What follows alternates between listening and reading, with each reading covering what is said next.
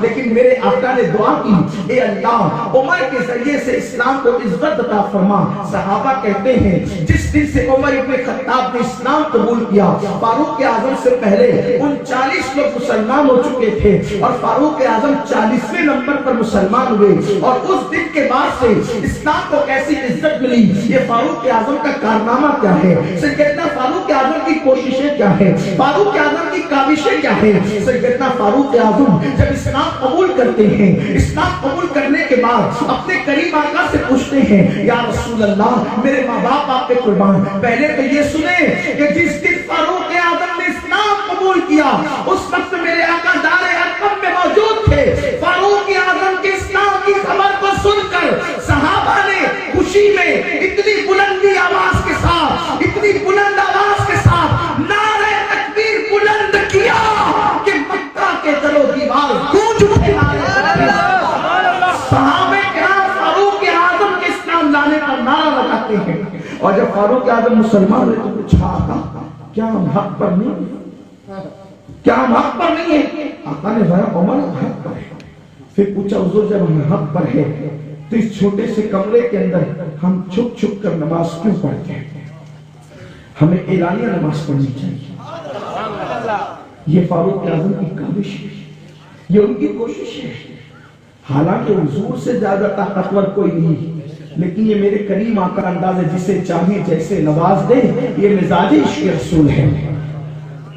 سیدنا فاروق اعظم نے کہا حضور ہم حق پر نہیں، کہا بالکل ہم حق پر ہیں۔ تو پوچھا کہ پھر ہم چھپ کر نماز کیوں پڑھتے ہیں؟ آقا نے فرمایا کہ کفار کی ایذا پہنچانے کی وجہ سے کہ وہ کہیں ایذا نہ پہنچائے صحابہ کو۔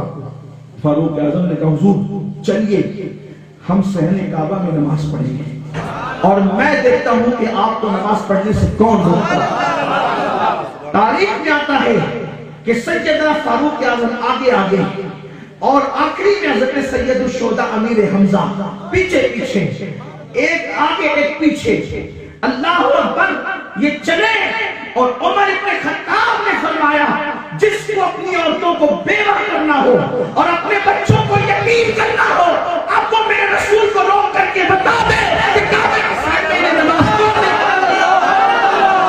سیدنا فاروق اعظم کی شان ہے، جس دن اسلام قبول کیا ہے اس دن اللہ اکبر گویا کہ کفر کی کمر توڑ دی ہے۔ سیدنا فاروق اعظم نے کہا ہم علی اعلان نماز پڑھیں گے۔ جس دن عمر ابن خطاب نے اسلام قبول کیا اس دن مسلمانوں نے صحن کعبہ میں پہلی مرتبہ اعلانیہ طور پر نماز ادا کی ہے۔ یہ احسان ہے کہ مسلمانوں پر عمر ابن خطاب کا۔ اسی پر بس نہیں، پھر سیدنا فاروق اعظم جب ہجرت کا موقع آیا تو ہجرت کے موقع پر سیدنا فاروق اعظم اللہ اکبر سارے صحابہ اپنے اپنے انداز سے چھپ چھپ کر ہجرت کرتے رہے، لیکن جب فاروق اعظم مکے سے جانے لگے تو تلوار کمر میں لٹکائی، ہاتھ میں نیزہ سنبھالا اور کعبے کا طواف کیا۔ اور کعبے کا طواف کرنے کے بعد کہتے ہیں مکے کے کافروں، عمر ابن خطاب ہجرت کر کے مکے سے جا رہا ہے، اگر کسی میں ہمت ہے تو میرا مقابلہ کر لیں۔ میرے پیارے آقا صلی اللہ علیہ وسلم کے دیوانوں، یہ سیدنا فاروق اعظم کی شان ہے، اس شان سے انہوں نے زندگی گزاری ہے۔ لیکن اللہ سیدنا فاروق اعظم یہاں اس طریقے سے اسلام کو مضبوط کرتے ہیں، تقویت پہنچاتے ہیں، اور اس کے بعد جب ہجرت کر کے مدینہ طیبہ گئے تو سیدنا فاروق اعظم نے اپنی پوری زندگی اسلام کے نام کی ہے۔ فاروق اعظم کے دل میں محبت رسول کتنی